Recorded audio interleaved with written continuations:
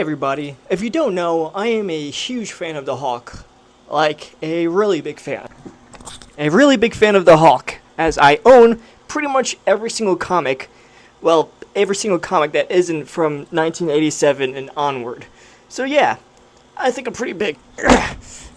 So today I decided to basically tell you the entire lore of the Hulk's history from 1987 till now, because I don't have any of the comics before then. So let's I do know what happened in those comics. I just never read them yet. So maybe I'll make a video of that soon. But right now, I'm just gonna do the comics from 1987, written by Peter David, all the way until now.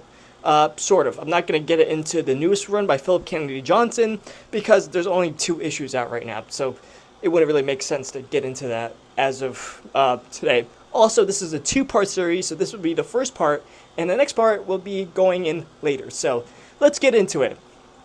As we all know, the Hulk starts off, Bruce Banner is a wimpy, nerdy science geek who makes a bomb. The bomb explodes into his face. He turns into a giant gray monster man called the Hulk.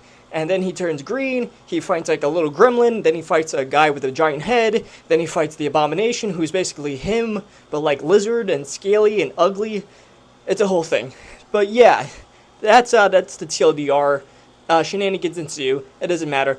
Now we're up at Peter David's run, which is one of the best, most hailed run of the entire series, because it basically like takes everything good from the previous runs and just, keeps going at it. It goes deeper into Bruce's psychology. It goes deeper into his past about his abusive father. So, yeah, let's get into it. We first have the Grey Hulk, because Bruce loses his powers, and then he kind of gets it back. But then Rick Jones also gets some of his powers too, and Rick Jones becomes the Hulk for a little bit. That's a fun little thing. Also, the leader comes back because he loses his brain powers. The leader is a giant guy with a big green head. He loses his leader powers, and then he manipulates the Grey Hulk, who's a lot different from the Green Hulk, by the way. And he manipulates him into, like, getting his powers back. So now the leader's back with a giant butt head, and that's pretty funny. And the Grey Hulk, tries to get Banner away, or, like, tries to keep Banner away. That doesn't work out.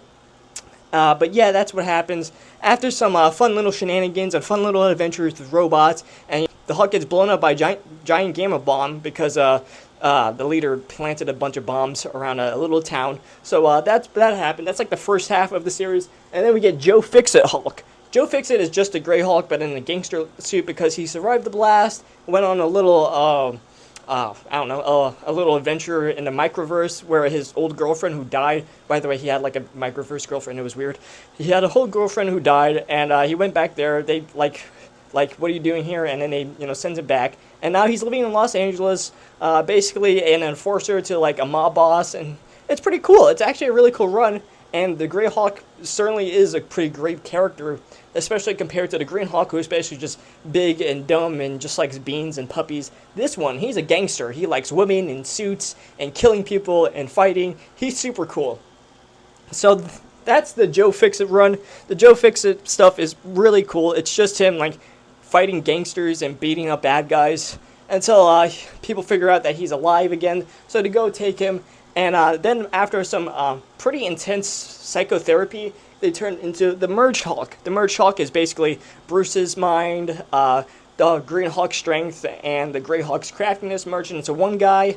And now he's called the Merged Hulk. He's later called the Professor, but we'll get into that later. And he joins a group called the Pantheon. The Pantheon are a group of people who are thought to be like the descendants of Greek gods, or like sort of something like that, led by Agamemnon.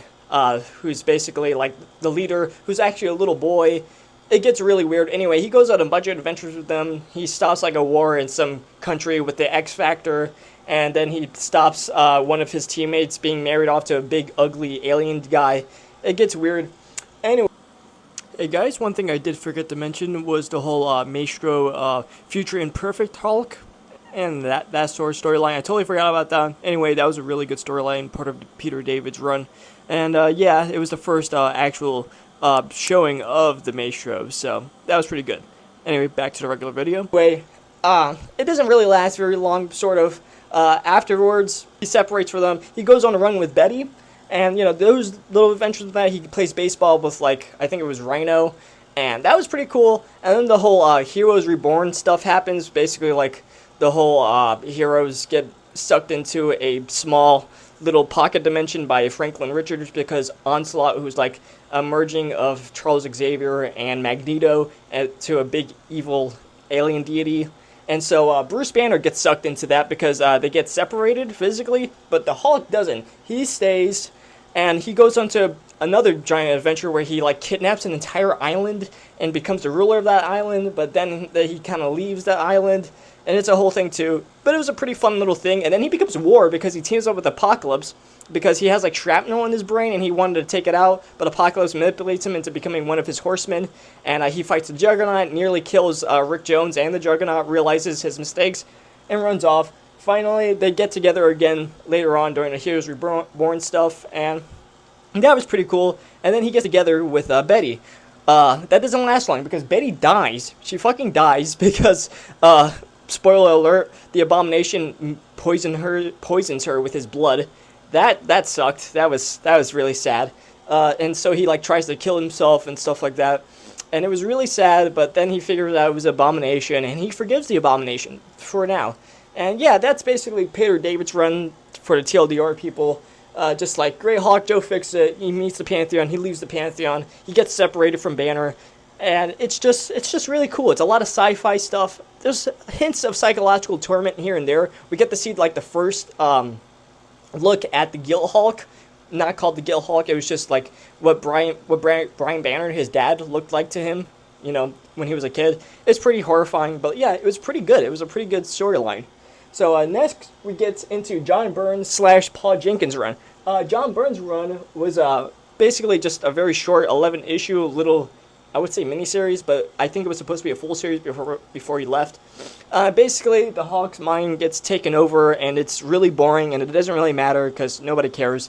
Anyway, we get into Paul Jenkins' run, which is actually really good because this story starts with him dying of Lou Gehrig's disease. I think it's called Lou Gehrig's disease. Yeah, he's dying from that. Basically, his mind and his body is basically like shrinking up. He's gonna start to look like Stephen Hawking and stuff like that. So yeah, he has to quickly stop that before he dies. So he goes over to an ex-girlfriend, and he meets up with him because he needs to get into his mind and make a deal with the other Hulks. So he does that, and he meets the Guild Hulk, and he meets the Devil Hulk, who is really cool, as one of my videos has shown. Anyway, he helps the other Hulks fight the Guild Hulk, and meets the Devil Hulk, who's like, "Listen, let me out, and I can kill the Guild Hulk because I have no guild." And he's just like, "I don't think so," for good reason, because he's a scary little lizard boy. Anyway, he beats the Guild Hulk with the help of the other Hulks and makes a deal with the Professor, who isn't actually a merged Hulk, but instead another personality who's like supposed to be the perfect aspect of all of the other Hulks, because created by Doc Samson, because you can't actually merge your other personalities, obviously. So he makes a deal with the Professor, the Grey Hulk, known as Joe Fixit, and the Savage Hulk, saying that they can all use his body once his body dies away. And yeah, that's kind of the end of that story. Then he fights the Abomination later on because he wasn't really happy with the whole killing his wife sort of thing. I don't think anybody would be happy with that. So yeah, he fights the Abomination and brings him to justice and like tortures him for like the next issues and stuff. That was pretty cool. Then he gets trapped by the Devil Hulk in his mind. Basically, the Devil Hulk traps him in his mind and shows him a world where he can be happy with his wife and his kids. Actually, it was fake. He figures it out that it's fake, and he stops the Devil Hulk from, taking over his body and, like, trying to destroy the world. So that was pretty cool. It was really sad, too, though, because, he never got to be with his wife or have a kid. So, yeah, that was a really cool, really sad and bittersweet story. Later on, he sort of dies. He doesn't die, but he gets stuck in his mind because his human body doesn't work anymore. So, the Merge Talk, known as the Professor, gets a sort of like premonition that something is calling him, and it's actually the leader who's alive. Also, last series by Peter David, the leader dies. It was pretty funny. But yeah, the leader dies, but now he's alive, and he's gonna ascend to a higher plane of existence somehow. It's never really, at least it is actually explained, but I don't know how to make sense of it. It's really dumb. It's just comics. So yeah, the leader apparently has a change of mind and is just like, yeah, anyway, I'm gonna help you now. I'm gonna cure your disease. So he does that. You see, the way he cures his disease is that he has to take like some sort of samples from his biological family to get samples from them, and that would heal because that would make like new stuff or whatever. I don't know. It's science bullshit. I don't give a shit. Anyway, he gets cured from the Lou Gehrig's disease and from the help of the leader, and that's when that storyline ends. It's a really good story. The run is actually pretty short overall, I would say. Like, it starts from issue 12 because John Byrne left at issue 11, and it kind of goes on from there. And it's really good. I liked it a lot. Next, afterwards, we have Bruce Jones' run, which is, to me, a really underrated run. Like, genuinely, it's actually really good. It's definitely way different than what came before, because it basically doesn't mention any of the stuff other than, like, Betty dying. It doesn't mention any of the stuff that happens, which is really weird, especially if you're getting into it after reading the other runs. But honestly, even despite that, it's actually really good, especially, like, the first, second, third, fourth, and sixth volumes. The rest of the volumes are kind of iffy, especially Volume 5, which is just really weird and dumb, and obviously made it for editorial reasons and not because the writer really wanted to make it. But yeah, that was not good. But the rest of it is actually really good. He's on the run again because he's being framed for killing a child after one of Hulk's rampages. Spoiler alert, it was fake. He didn't kill the kid. But yeah, he's on the run again. This one is really dark and edgy. It's got that really early 2000s, like, dark, edgy, like, radical, so cool. And yeah, you can see it from, like, the art, because the art is, like, really dark and gray. Very Zack Snyder with, like, little color palette. But I think it actually works for this story that's being told. Anyway, he's being followed by a CD agency or whatever that wants his blood for some reason. And is also controlled by the leader. Spoiler alert. The leader just kind of comes and goes. I've realized that throughout most of this series, the leader is just kind of the mastermind behind everything. At the end of the day, like, it was the leader in Peter David, and then it was the leader in John Burns and Paul Jenkins run, and now it's the leader again who's, like, controlling this agency that actually wants to take his blood because it'll bring back his body because he died the last time. Comics are weird. Anyway, yeah, so it's being run by the leader. He sleeps with Abomination's wife. That was really funny. Originally, it was because she was just trying to seduce him, so the Abomination can, like, get to him so she can kill him. That doesn't really work out, but it was still really funny how that ended. He cooks the Abomination, like, you killed my wife, now I'm gonna fuck yours. That's some Chad behavior right there, buddy. That's some Chad behavior. It's dark and grim. Also, Betty returns. Sort of. She doesn't actually return. It's really dumb. Yeah, she returns for a little bit. Not really. I'll tell you later. But yeah, Betty returns. Doc Samson, who's like a recurring character, he also has a gamer powers, but like to a much lesser extent to the Hulk. He returns. He has a secret kid with this really hot chick. That doesn't really go anywhere after this series. In fact, this entire series doesn't go anywhere because it's been retconned the entire time.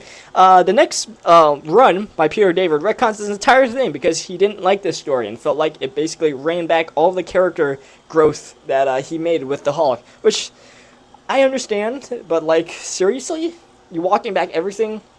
I mean, technically speaking, it isn't confirmed to be retcon. It's just like some of the stuff, like Betty's death and Doc Samson's love child, doesn't exist. But, like, let's be honest, no other run actually mentions this run, and, like, the characters don't even seem to know this happened. So I would say, like, this entire run has been retconned, and that's like $100 down the drain for me when I bought that series. It's really sad. But yeah, that's a bit annoying. But, like, yeah, despite the quality of the series, it has been totally retconned. So, like, despite that, though, I would recommend it even still, because it's still really good. Like, even if you're not a Hulk fan, I think someone would actually like it. It's got this really dark psychological thrill to it. It feels like the X-Files or, like, Joker, with how, like, dark and seedy and deep it is, actually. Like, even if you're not a fan of the Hulk and haven't read any of these books, I would still recommend it as someone who wants to get into Hulk comics and, doesn't want to get dragged down with all that other stuff. This would pretty much help. The only thing you need to know is that Betty's dead and now she's alive. That's about it. The rest is actually pretty interesting, even to those who aren't Hulk fans. Anyway, next we have Peter David returns, his next Hulk run. It's only for like 6 issues, I think it was. technically there was more issues, but like the next issues was just like from the whole House of M storyline, and that's what the issues are for. So it doesn't really matter. I never bought those ones because it didn't matter at the end of the day. But basically, as I said, he retcons the whole Bruce Jones's run, and it has like good flashbacks because it goes back into his childhood. Like shows that the Hulk was always there, even from the beginning, even when he wasn't gamma radiated. And like how the military basically paid for his college when they found out that he could like make bombs. He nearly bombs his school. Not really. The Hulk is the one that took over his body and put the bomb into school. He nearly bombs it. He realizes this when he turns back into regular Bruce and disables the bomb. But the teachers find out and let him get beat up. Apparently the bomb wasn't gonna explode anyway. But like, yeah, that kind of sucks. But like, yeah, it was pretty good actually. He basically gets trapped on an island, fights his memories.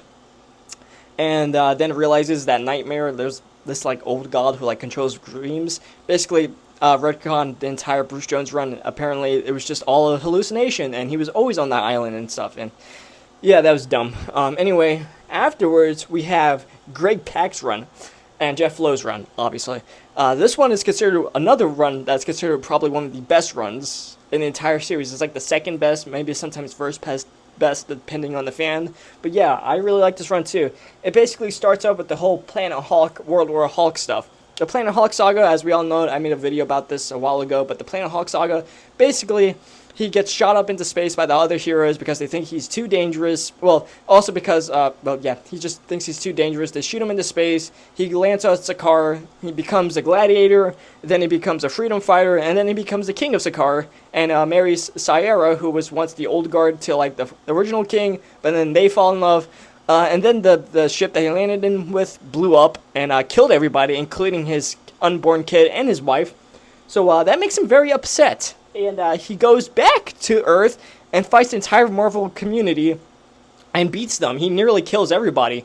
And then the Sentry came, they fight, he beats the Sentry, but then he realizes that, oh wait, it wasn't them that killed my family, it was one of his friends named Meek, a giant bug boy kind of character. And he nearly destroyed the entire New York, and luckily that didn't happen, but then he's put under arrest after, being shot by a giant space laser by Tony. And that's the end of that sort of arc. This is sort of known as the Green Scars saga to me. That's what I call it. Because the main personality this time isn't the Savage Hulk or the Grey Hulk. It's the Green Scar personality that was created on Sakaar. So like that's why I call it the Green Scar saga. Then we have Jeff Lowe's sort of Hulk run that introduces the Red Hulk, and like they fight for a little bit, and then it introduces the Red She-Hulk, who is actually Betty. She's alive again for the second time. This time for real though. She's actually alive this time. They aren't gonna retcon that. She's alive. She's a bit crazy. So yeah, she like helps the bad guys who created her. Also, like all of his supporting cast become Hulk characters. Like Rick Jones becomes A-Bomb. His son comes back from Sakaar named Scar. Yeah, I know, very original. Scar comes from Earth. He comes from Sakaar. Apparently he survived. Also, he has another son called Hirokala, who's also survived somehow. They both come from Sakaar. He comes back to Earth. He wants to kill his dad. And Bruce sort of trains him to kill the Hulk because he thinks the Hulk will try to kill him back or something, or try to kill the entire community again.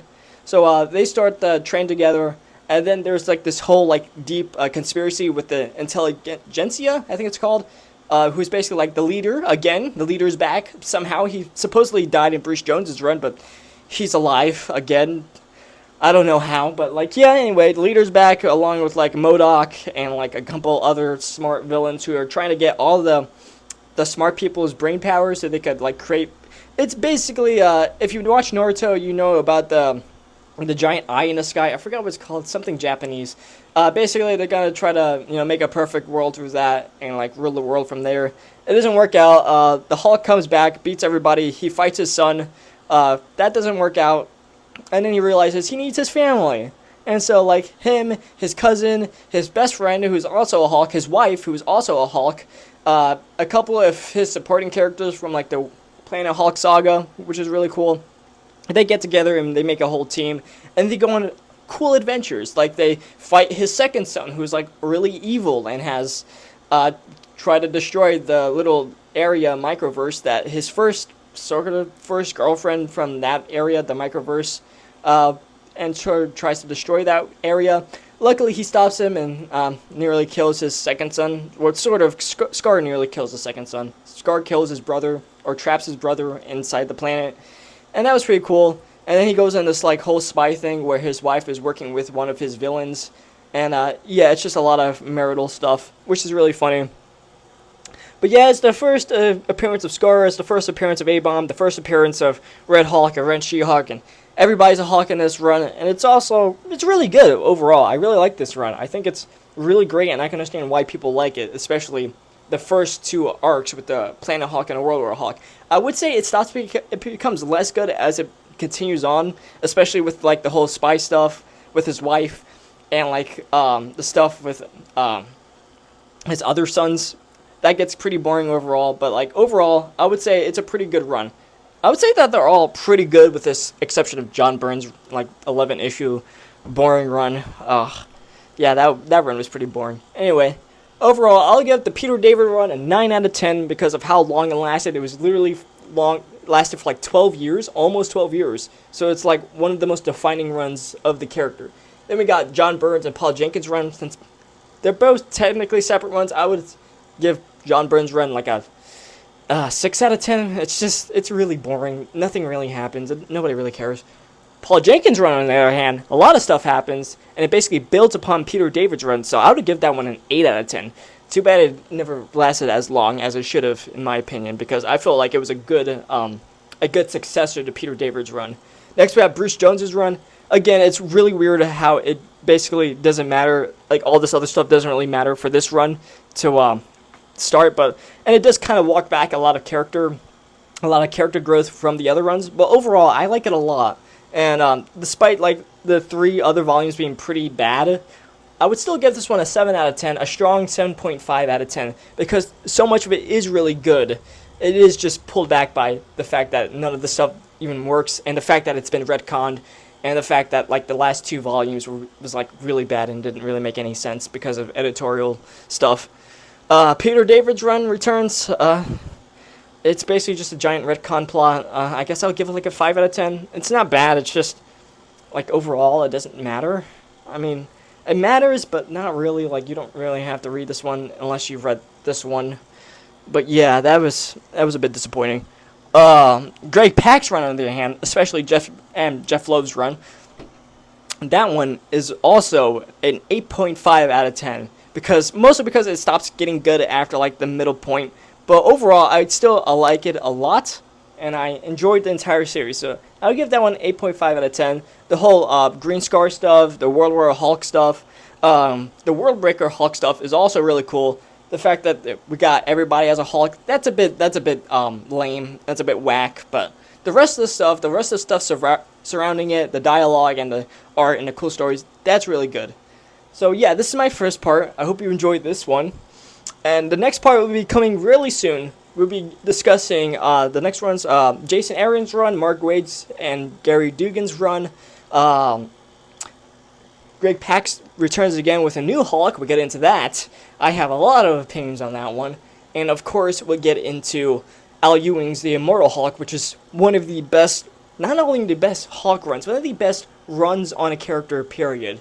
But we'll get into that later, and we also have Dead and Cage's run, which is, yeah, that was a thing. But yeah, that's it for today. Like, follow, subscribe, comment if you want. Tell me what you thought of this, and I'll see you next time.